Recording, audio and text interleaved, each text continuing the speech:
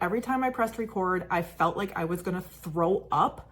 I felt like a deer in headlights. I didn't even know what I was saying. It literally felt like all of the thoughts just fell out of my brain.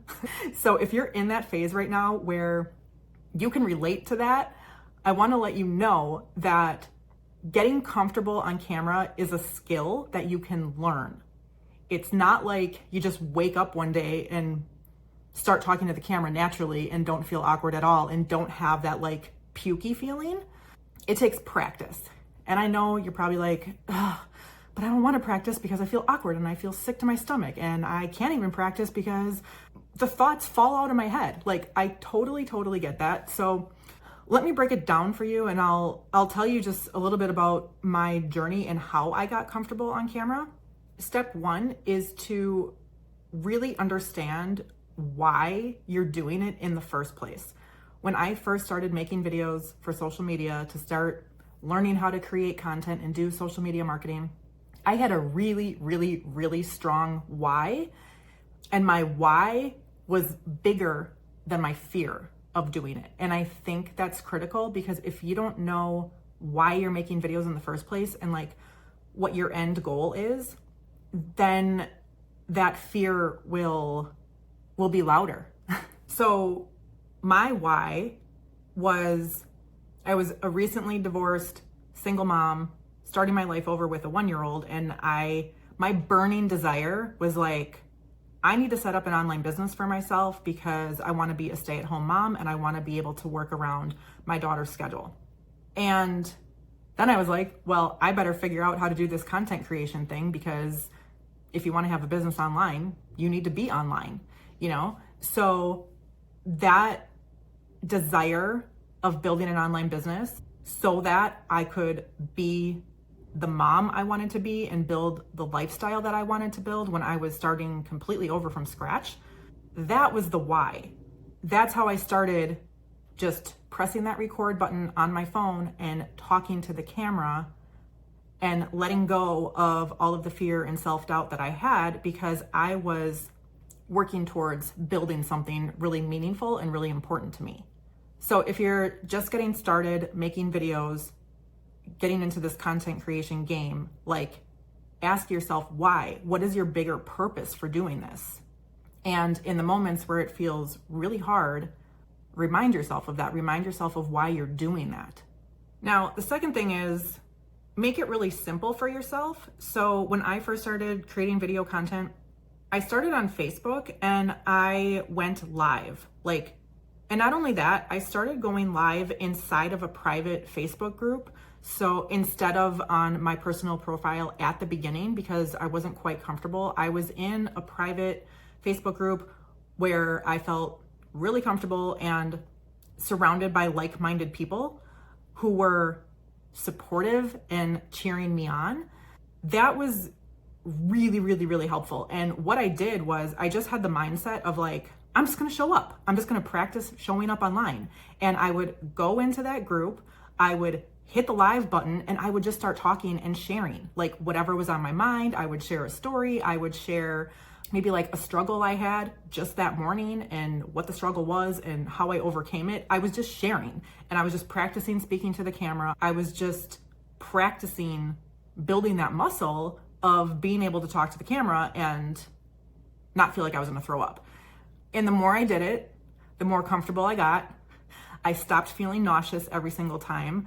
I was able to actually turn the camera on, and it didn't feel like the thoughts were falling out of my head. I was like, oh, I can turn the camera on and the thoughts are still there and I can actually communicate them. Like, this is great. What a breakthrough, you know? But it takes practice. Like, I probably went live in that Facebook group hundreds of times. Then I started going live on my own Facebook profile, and I went live a lot of times there. Then I started creating Facebook Reels.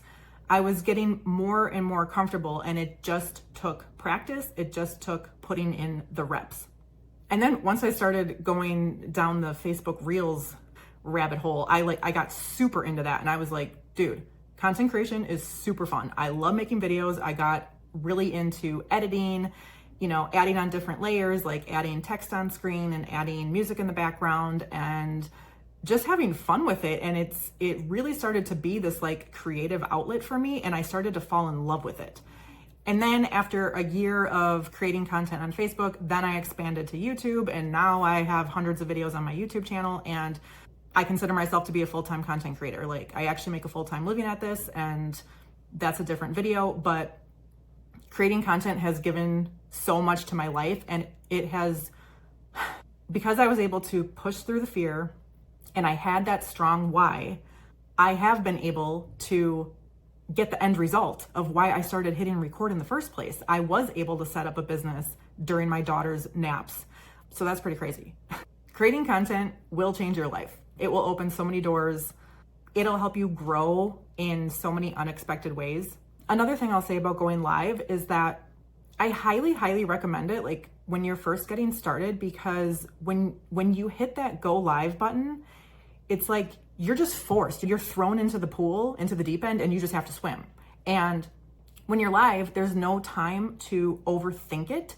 If you lose your train of thought, that's fine. People expect that kind of thing because you're live. They know it's not an edited video. When you're done recording the video, you don't have to do any edits. So there's no time to overthink it. And the most beautiful thing of all is that when you're live, you have no other choice but to be yourself. And that's the best kind of content that you can make, is just by being yourself. Because it's really, really hard to try to be anybody else or try to like put on a performance for the camera. And I've found that the best content that I've made, the content that has gotten people commenting, like writing paragraphs and writing me novels in the comment section and telling me how impactful a video was, are the videos that I made where I was just really speaking from the heart and just being 100% myself and not trying to be anybody else. The other thing I do is that I just keep my setup really simple. Like right now, I literally just have a little tripod and I'm filming on my phone, and I look into the little green light. On some phones, the light might be red or whatever, but I have an iPhone and it's a little green light.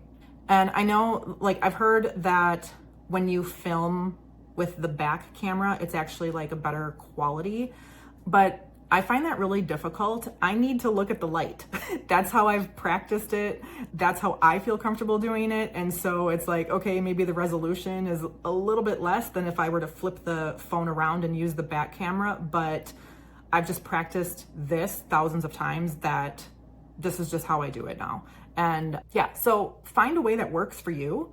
And I would say, like, keeping your camera setup really, really simple at the beginning, like using your phone, is a great way to do it. And the more like tech that you add on, the more layers of production that you add on can actually, in my case anyways, it can start to make me feel like less confident, because now I feel like I'm like putting on this big production. Whereas like when I just sit down with a simple tripod, turn the camera on and look at the green light, it's easy. It's just so much easier to talk to the camera that way. Now, when you're looking at the green light, imagine that you're talking to one person only. I think sometimes people can get nervous like making videos for social media because you're imagining all of these people, like hundreds and thousands of people that could potentially see your video, and you're probably imagining people that you don't want to see your video, right? Like, because I know that people are really self-conscious of like their real family and friends seeing their videos. Well, if you have all of those people in your head when you are talking to that little green light, yeah, you're probably going to feel really nervous and not know what to say. This is what I do. I focus on the person that I'm making the video for. So in this case, I'm imagining that I'm talking to the client that asked me this question. I'm talking to her. I'm not imagining how many people are going to see this. I am thinking of her specifically. I'm making this video for her. It's almost like I can see her little face in that green light. And I'm talking just the way that I would as if she were having a cup of tea with me right here in my living room. So that's really it. Like, it's really not more complicated than that. It's simple setup, talk to one person, imagine who you're talking to, and talk to them just like if they were in the room with you, and practice and do it over and over and over and over again.